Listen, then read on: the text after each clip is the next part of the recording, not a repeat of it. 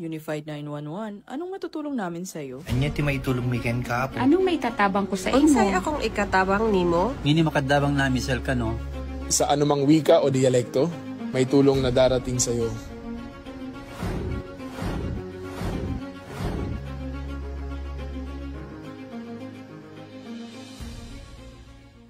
Lilingkod sa bawat Pilipino at magbibigay ng tamang impormasyon para sa tahimik at maayos na Pilipinas. Police News Network, alagad ng batas, tagapagtaguyod ng balitang pulis, sandigan ng mamamayan, patnubay ng katotohanan. La Campo Crame, maghahatid ng pinakahuling kaganapan at nagbabagang balita. Ito ang PNN Police News Network. At ngayon, ang inyong mga tagapagbalita. Magandang araw, bagong Pilipinas. Ako ang inyong alagad ng batas, tagataguyod ng Balitang Pulis. Ako po si Patrolman Edwin Baris. Ngayong araw ng Webes, makakasama natin ang ating guest mula sa Philippine Navy. Magpakilala po kayo, ma'am. Magandang araw, Seaman Second Journalist Beatrice F. Amigable, Philippine Navy. Binabati ko ang taga-Simog PN at JOBSC Class R6 2025. Huwag po natin kalimutang i-like, i-follow at i-subscribe ang page ng Philippine National Police, Police Community Affairs and Development Group, PCAG Tagapag-Ugnay at Police News Network. Kami po ay maghahatid sa inyo ng tamang balita, kwento ng pulis at serbisyo para sa mamamayan at ito po ang PNP News Online. Ang pangunahing balita ng Police News Network, alagad ng batas, tagataguyod ng Balitang Pulis.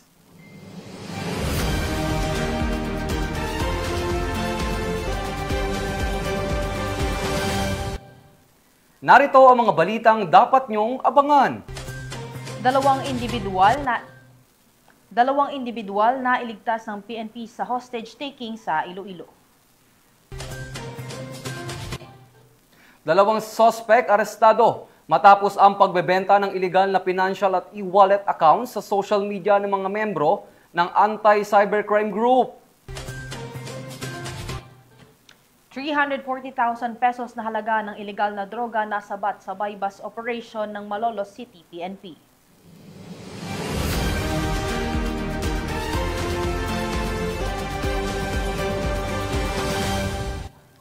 Narito ang mga balitang hatid ng ating PNN correspondents mula sa iba't ibang panig ng bansa.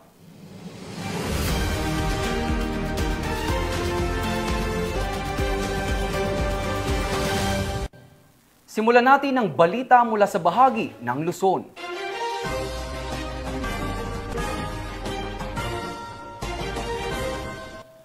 Matapos ang sunod-sunod na operasyon ng anti-cybercrime group, arestado ang dalawang individual na sangkot sa pagbebenta ng iligal na financial at e-wallet sa social media. Ang pagkakahuli ng sospek ay bunga ng pagsisikap ng Philippine National Police upang mapanagot ang mga taong nasa likod ng mga panloloko gamit ang social media. Patrolwoman Mary Grace Artizuela magbabalita. Sa magkakasunod na operasyon na isinagawa ng mga tauhan ng Manila District Anti-Cybercrime Team, naaresto ang dalawang individual na sangkot sa iligal na pagbebenta ng mga financial at e-wallet accounts sa social media. Batay sa ulat, nagsimula ang operasyon matapos matukoy ng mga otoridad ang online na aktibidad ng mga suspect. Mula rito ay nakipag-ugnayan ang mga operatiba sa mga suspect para sa pisikal na transaksyon na nagresulta sa kanilang pagkakaaresto. Nahaharap ngayon ang dalawang suspect sa kasong paglabag sa Anti-Financial Accounts Scamming Act o AFASA na may kaugnayan sa Cybercrime Prevention Act. Kasalukuyan silang nasa pangalagan ng MDAC para sa tamang disposisyon ng kanilang kaso. Mula dito sa Campo Crame, ako ang inyong PNN correspondent, Patrolwoman Mary Grace Artizuela, nagbabalita para sa Police News Network, alagad ng batas, tagataguyod ng Balitang Pulis. Maraming salamat, Patrolwoman Artizuela. Aabot sa 346,000 na halaga ng ipinagbabawal na gamot ang nasabat sa matagumpay na buy-bust operation ng Malolos City PNP. 3 sospek arestado. Tinutukan niya ni Patrolman Mildred Tawagon. Tao ang naaresto ng mga operatiba ng Station Drug Enforcement Unit ng Malolos City Police Station sa sinagawang bypass operation sa Barangay Bangkal, lungsod ng Malolos, Bulacan. Kinilala ni Police Lieutenant Colonel Romel E. Gineblaso, hepe ng Malolos City Police Station, ang mga tatlong sospek na sina alias Ryan, 44 taong gulang, alias Eman, 30 taong gulang at alias Toto, 26 taong gulang na pawang mga residente ng Malolos City at Navotas City. Ayon sa ulat, nasamsam mula sa mga sospek ang 8 piraso ng heat-sealed transparent plastic sachet na naglalaman ng hinihinalang shabu na may tinatayang bigat na 50 gramo at may halagang 340,000 pesos base sa standard drug price at na-recover din ang isang 500 peso bill na ginamit bilang buy-bust money. Matapos ang operasyon, dinala ang mga naarestong sospek at mga nakumpiskang ebidensya sa Malolos City Police Station para sa dokumentasyon at tamang disposisyon. Muling pinatunayan ng pambansang pulisya na patuloy nitong isinusulong ang walang humpay na kampanya laban sa iligal na droga upang mapanatili ang kapayapaan, kaayusan at kaligtasan ng mamamayan sa pamamagitan ng mas pinaigting na operasyon at aktibong pakikipagtulungan ng komunidad. Nananatiling determinado ang PNP na tapusin ang kalakalan ng ipinagbabawal na gamot at mapangalagaan ang kinabukasan ng bawat Pilipino. Mula dito sa Bulacan Police Provincial Office, ako ang inyong PNN Correspondent, Patrolwoman Mildred A. Tawagon, alagad ng batas, tagataguyod ng Balitang Pulis. Maraming salamat, Patrolwoman Tawagon. Eastern Police District muling nakiisa sa 4th Quarter National Simultaneous Earthquake Drill 2025. Patrolman Jade Graveras sa balita. Muling nakida cover and hold ang mga kapulisan ng Eastern Police District sa ginanap na 4th Quarter Nationwide Earthquake Drill for Calendar Year 2025. Muling ipinamalas ng Eastern Police District ang kanilang dedikasyon sa disaster preparedness sa pamamagitan ng aktibong pakikilahok sa 4th Quarter Nationwide Simultaneous Earthquake Drill na isinagawa ngayong ika-6 ng Nobyembre 2025. Ang nasabing aktibidad ay bahagi ng taunang inisyatibo ng National Disaster Risk Reduction and Management Council upang palakasin ang kahandaan ng mga ahensya ng gobyerno, paaralan at komunidad sa banta ng lindol. Isinagawa ang drill eksaktong alas 9 ng umaga upang sabay-sabay itong maisagawa sa buong bansa. Nakiisa rin ang mga tauhan ng EPD mula sa 4 na himpilan ito sa Pasig, Mandaluyong, Marikina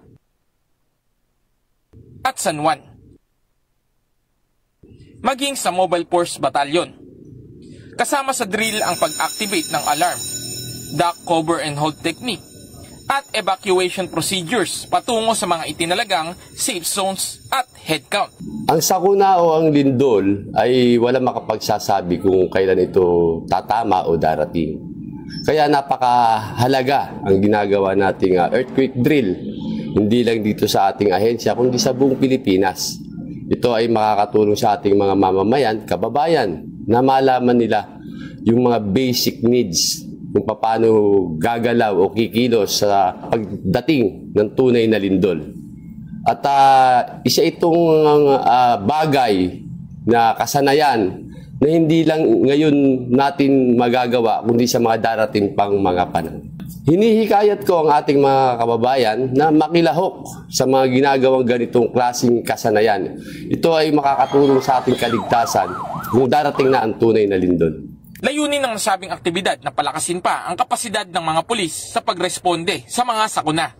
Siguraduhing handa ang bawat istasyon sa tamang paggalaw sa oras ng lindol at ang pakikipag-ugnayan sa mga lokal na pamahalaan at barangay para sa mas epektibong koordinasyon. Magbigay lang po kayo ng alarm at least 5 seconds or 5 to 10 seconds sa araw yung bumaba.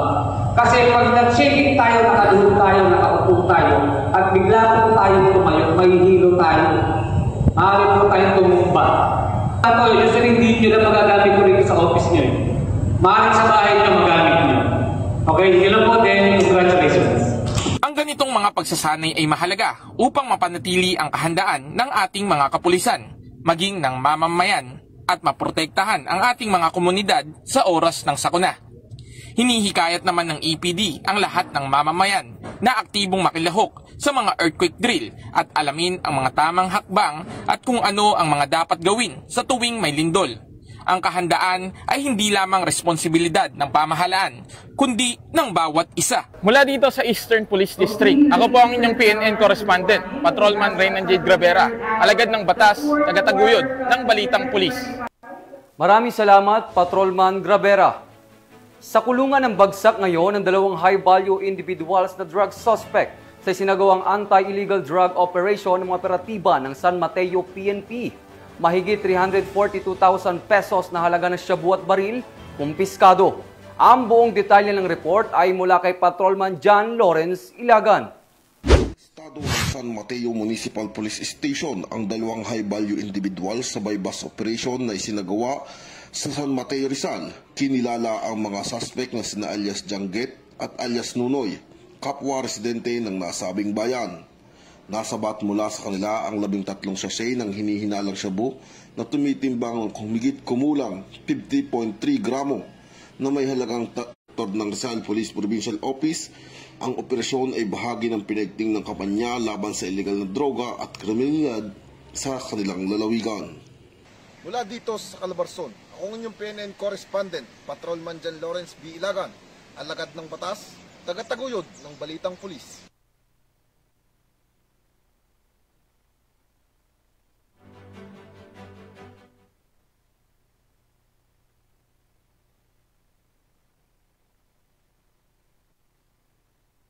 Tagumpay na buy-bust operation ang isinagawa ng pinagsamang puwersa ng Catanduanes Police Provincial Office, Provincial Intelligence Unit at Caramoran Municipal Police Station dakong alas 10 ng umaga nito lamang ika-4 ng Nobyembre taong kasalukuyan. Sa operasyon na isinagawa sa koordinasyon ng Philippine Drug Enforcement Agency Regional Office 5, naaresto ang isang individual na sangkot umano sa illegal na droga.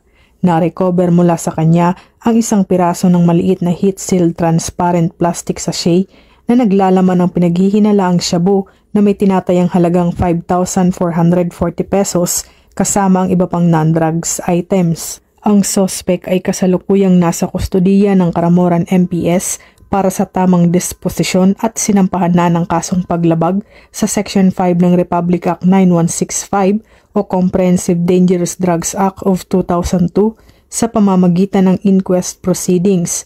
Patuloy ang PNP sa mahigpit na kampanya laban sa illegal na droga upang mapanatili ang kapayapaan at kaayusan sa lalawigan ng Catanduanes. Hinihikayat ng PNP Caramoran ang buong komunidad na makiisa sa patuloy na pagpapalaganap ng kaayusan at batas upang masugpo ang anumang uri ng kriminalidad para sa mas ligtas at tahimik na komunidad. Mula dito sa Legazpi City, Albay, ako ang inyong PNN correspondent, Patrolwoman Vanessa Sol, alagad ng batas, tagataguyod ng Balitang Pulis.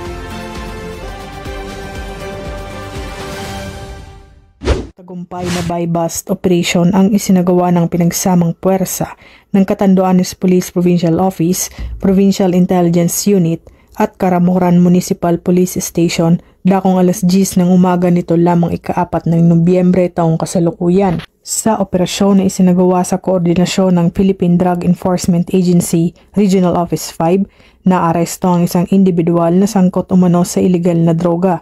Na-recover mula sa kanya ang isang piraso ng maliit na heat-sealed transparent plastic sachet na naglalaman ng pinaghihinalaang shabu na may tinatayang halagang 5,440 pesos kasama ang iba pang non-drugs items. Ang suspect ay kasalukuyang nasa kustudiya ng Caramoran MPS para sa tamang disposisyon at sinampahan na ng kasong paglabag sa Section 5 ng Republic Act 9165 o Comprehensive Dangerous Drugs Act of 2002 sa pamamagitan ng inquest proceedings. Patuloy ang PNP sa mahigpit na kampanya laban sa iligal na droga upang mapanatili ang kapayapaan at kaayusan sa lalawigan ng Catanduanes. Hinihikayat ng PNP Caramoran ang buong komunidad na makiisa sa patuloy na pagpapalaganap ng kaayusan at batas upang masugpo ang anumang uri ng kriminalidad para sa mas ligtas at tahimik na komunidad. Mula dito sa Legazpi City, Albay, ako ang inyong PNN correspondent, Patrolwoman Vanessa Sol, alagad ng batas, tagataguyod ng Balitang Pulis.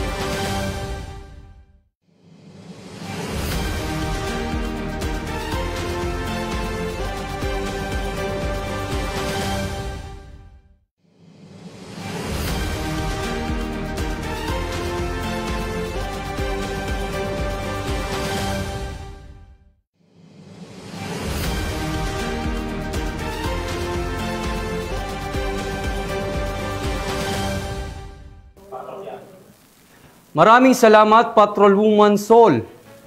Nagpakita ng malasakit at pagmamahal ang Philippine National Police at Municipal Advisory Group matapos tulungan ng isang pamilyang nangangailangan sa Abulog, Cagayan.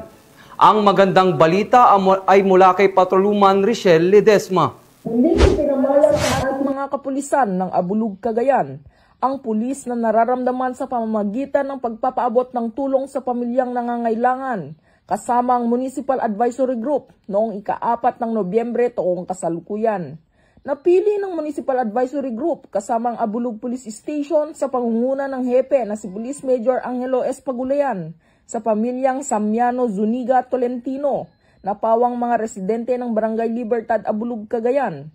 Ang mga pamilyang ito ay kabilang sa hanay ng persons with disabilities at mga nakakatanda na patuloy na nagsisikap sa kabila ng hirap at hamon ng buhay. Bilang pagpapakita ng malasakit, nag-abot ng tulong pinansyal ang ilang miyembro ng grupo para sa bawat pamilya.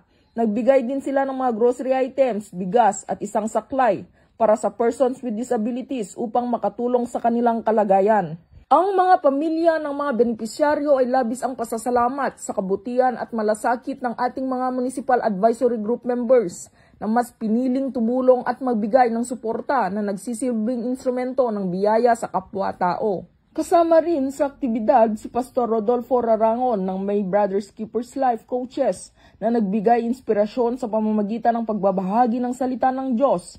Ang kanyang mga mensahe nagbigay ng pag-asa, lakas ng loob at pananampalataya sa mga pamilyang natulungan. Paalala na hindi kailanman tayo nag-iisa, lalo na sa oras ng pangangailangan. Ayon kay Police Major Pagulayan, ang ganitong mga gawain ay patuloy na isinasagawa ng PNP Abulog bilang bahagi ng advokasya ng PNP na serbisyong may malasakit. Ang pagtutulungan ng PNP Abulog at Municipal Advisory Group ay isang patunay na maraming mga nangangailangan ang natutulungan, kapag may pagkakaisa at malasakit ang bawat isa. Dito sa Police Regional Office 2, ako ang inyong Police News Network Correspondent, Patrolwoman Ledesma, alagad ng batas, tagataguyod ng Balitang Pulis.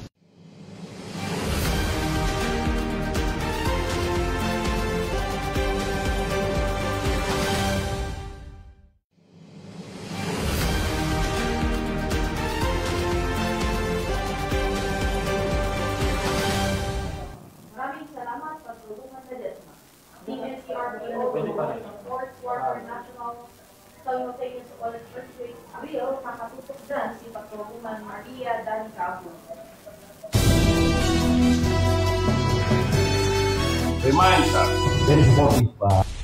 Bilang bahagi ng pambansang pagsasanay sa kahandaan sa sakuna, matagumpay na nakiisa ang National Capital Region Police Office sa ginanap na 4th Quarter Nationwide Simultaneous Earthquake Drill 2025 na isinagawa ngayong November 6, 2025 sa NCRPO Grandstand, Camp Bagong Diwa, Bicutan, Taguig City.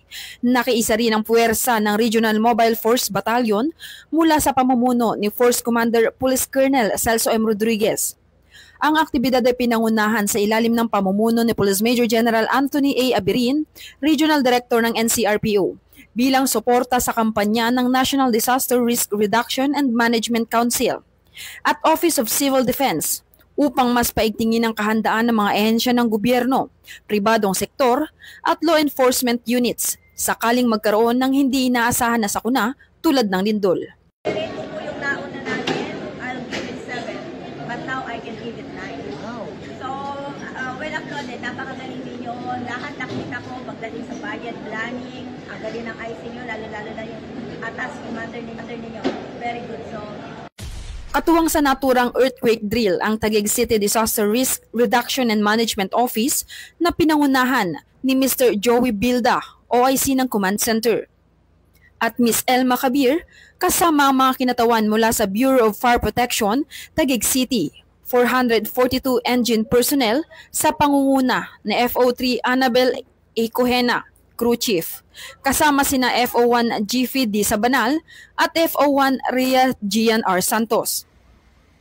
Sa ganap na alas 9 ng umaga, isinagawa ang sabayang duck cover and hold simulation na sinundan ng evacuation at response demonstration upang masiguro ang mabilis, maayos at ligtas na paggalaw ng mga personnel sakaling magkaroon ng aktwal na lindol. Layunin ng aktibidad na mapanatiling alerto at handa ang lahat ng uniform at non-uniform personnel ng NCRPO sa anumang uri ng kalamidad bilang bahagi ng tungkuling to serve and protect sa mamamayan. Mula po dito sa NCRPO Camp Bagong Diwa, Bicutan, Taguig City. At sa ngalan po ng aming Regional Director ng NCRPO, Police Major General Anthony Abirin. Kami po ang inyong Police News Network Correspondent. Ako po, si Police Chief Master Sergeant Mauricio Bonilla Ruiz. Patrolwoman Bungo. Patrolwoman Evelyn Kilumati. Alagad ng batas, tagataguyod ng Balitang Pulis. Maraming salamat, Patrolwoman Bungo. Gamit ang tradisyonal na bulig o buligan, isang katutubong paraan ng mga tagatanduan gamit ang kawayan at kumot sa pagdadala ng pasyente. Kapit-bisig ang mga miyembro ng Special Action Force upang maitawid ang isang lalaking may sakit patungo sa health center ng lugar upang mabigyan ng atensyong medikal. Tinutukan niya ni Patrolman Liam Sumkad. Muli ipinamalas ng mga tauhan ng 111th Special Action Company, 11th Special Action Battalion, Special Action Force ang diwa ng tunay na serbisyo matapos silang tumulong sa pagligtas at paghatid ng tulong medikal sa isang residente ng Tanudan. Ayon sa ulat, agad na rumisponde ang mga tropa upang tulungan si Pastor Kalading na nakararanas ng matinding pananakit ng ulo, likod at pagsusuka. Si PSMS Philip Kidding na nagsilbing medic ng grupo ay nagbigay ng paunang lunas bago isinagawa ang transportasyon ng pasyente patungo sa Tanudan Rural Health Unit 1 sa Mabacat, Tanudan, gamit ang tradisyonal na bulig o buligan. Isang katutubong paraan ng mga taga-Tanudan sa pagdadala ng may sakit gamit ang kawayan o kahoy at kumot. Matagumpay na naihatid ang pasyente sa pasilidad. Sa pagdating nila, agad na tinanggap ni Dr. Glenda Banawag ang pasyente at nagbigay ng gamutan na may paunang diagnosis ng matinding urinary tract infection o UTI. Ang mabilis na aksyon at koordinasyon ng mga tauhan ng 111th SAC ay patunay ng kanilang dedikasyon sa serbisyong publiko at malasakit sa kapwa, isang ehemplo ng tunay na diwa ng pagsisilbi at bayanihan. Mula dito sa Regional Police Community Affairs and Development CAR, ako ang inyong PNN correspondent, Patrolman Sumkad, alagad ng batas, tagataguyod ng Balitang Pulis. Maraming salamat, Patrolman Sumkad.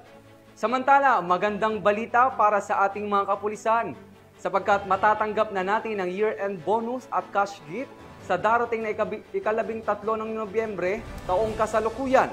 Ang balitang hatid ni Patrolman Don Brosas.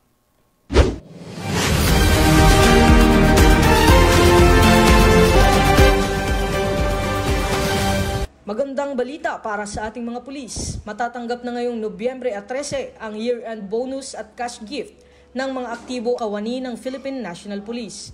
Ayon kay Acting Chief PNP Police Lieutenant General Jose Melencio Nartates Jr., mahigit 227,000 aktibong pulis ang makatatanggap batay sa Department of Budget and Management.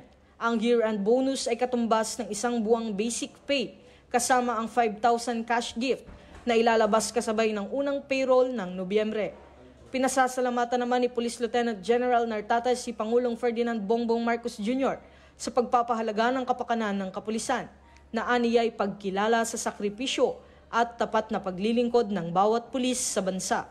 Dagdag pa ni PNP spokesperson Police Brigadier General Randolph Tuanyo, ang maagang pag-release ng bonus ay nagpapalakas ng moral ng mga kawani at patunay ng suporta ng pamahalaan sa kanilang serbisyo.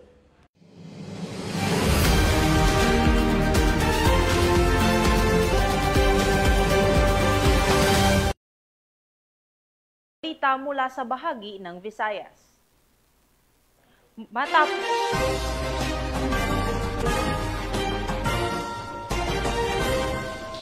Matapos ang pananalasa ng Bagyong Tino, patuloy pa rin nagsasagawa ng rescue at relief operation ang mga miyembro ng Cebu City PNP, katuwang ang iba't ibang ahensya ng pamahalaan. Patuloy na nakaagapay ang Philippine National Police, lalong-lalo na sa mga pamilyang labis na tinamaan ng Bagyong Tino at tiniyak ang kaligtasan ng bawat mamamayan. Patrolwoman Flora May Azares, ibalita mo.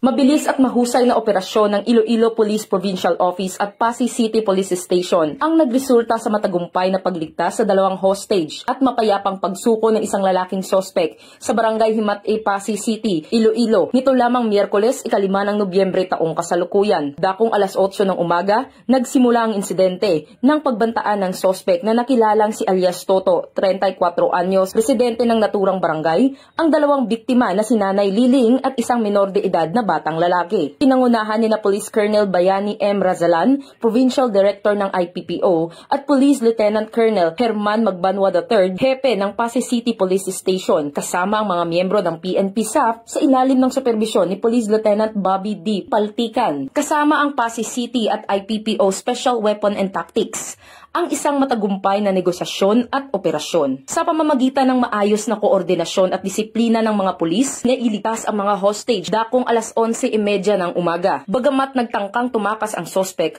mabilis na nahuli ito ng mga kapulisan sa isinagawang hot pursuit operation at kalaunay mapayapang sumuko. Sa isinagawang follow-up operation sa bahay ng sospek, na-recover ng mga pulis ang isang KJ-9 submachine gun, ilang magazines at mga bala ng caliber .9mm at caliber .45 sa mismong presensya ng punong barangay na si Leo Peña, Florida. Pinuri ni Police Colonel Razalan ang dedikasyon at profesionalismo ng mga tauhan ng Pasay City Police Station at Iloilo Police Provincial Office sa matagumpay na operasyon. Sa kabuuan, muling pinatunayan ng PNP na sila ay handang maglingkod at magbuwis ng buhay para sa kapayapaan at kaligtasan ng bawat mamamayan, alinsunod sa isinusulong na bagong PNP para sa bagong Pilipinas, serbisyong mabilis, tapat at nararamdaman. Mula rito sa Police Regional Office 6, ako ang inyong PNN Correspondent Patrolwoman Justin May Halyores, alagad ng batas, tagataguyod ng Balitang Pulis. Maraming salamat, Patrolwoman Azares. Matapos ang mabilis at mahusay na aksyon ng Philippine National Police, nailigtas ang 2 individual sa hostage-taking sa Pasay City, Iloilo. Ang buong detalye ng report ay hatid ni Patrolwoman Justin May Halyores. Mabilis at mahusay na operasyon ng Iloilo Police Provincial Office at Pasay City Police Station ang nagresulta sa matagumpay na pagligtas sa 2 hostage at mapayapang pagsuko ng isang lalaking sospek sa Barangay Himat A, Pasay City, Iloilo. Nito lamang Miyerkules, 5 ng Nobyembre taong kasalukuyan. Dakong alas 8 ng umaga, nagsimula ang insidente ng pagbantaan ng sospek na nakilalang si alias Toto, 34 anyos, residente ng naturang barangay, ang 2 biktima na si Nanay Liling at isang minor de edad na batang lalaki. Pinangunahan ni na Police Colonel Bayani M. Razalan, Provincial Director ng IPPO, at Police Lieutenant Colonel Herman Magbanwa III, Hepe ng Pasay City Police Station, kasama ang mga miyembro ng PNP SAF sa ilalim ng superbisyon ni Police Lieutenant Bobby D. Paltikan, kasama ang Pasay City at IPPO Special Weapon and Tactics, ang isang matagumpay na negosasyon at operasyon. Sa pamamagitan ng maayos na koordinasyon at disiplina ng mga pulis, nailigtas ang mga hostage dakong alas 11:30 ng umaga. Bagamat nagtangkang tumakas ang sospek,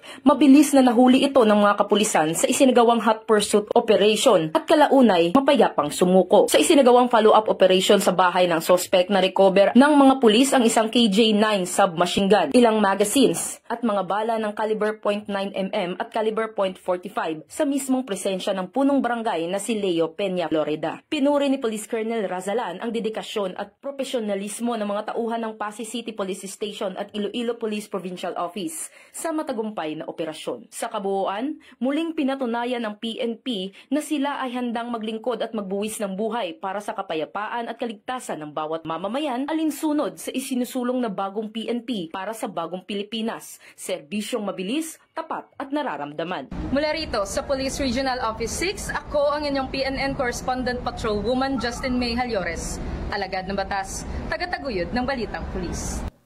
Maraming salamat Patrolwoman Halyores.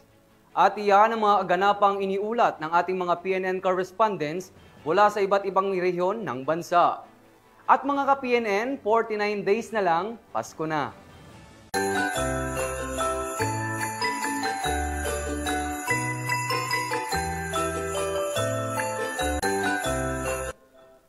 Sa ngalan ng pamunuan ng Philippine National Police, sa pangunguna ni Acting Chief PNP Police Lieutenant General Jose Melencio Nartates Jr.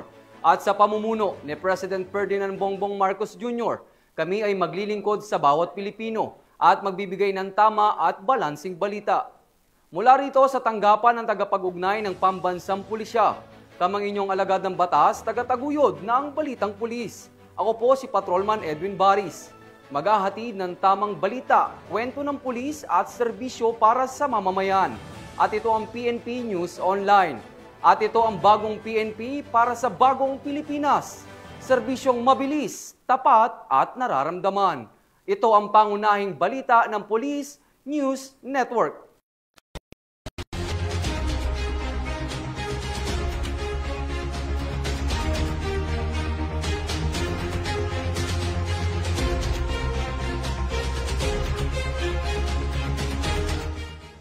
Police News Network, alagad ng batas, tagapagtaguyod ng Balitang Pulis.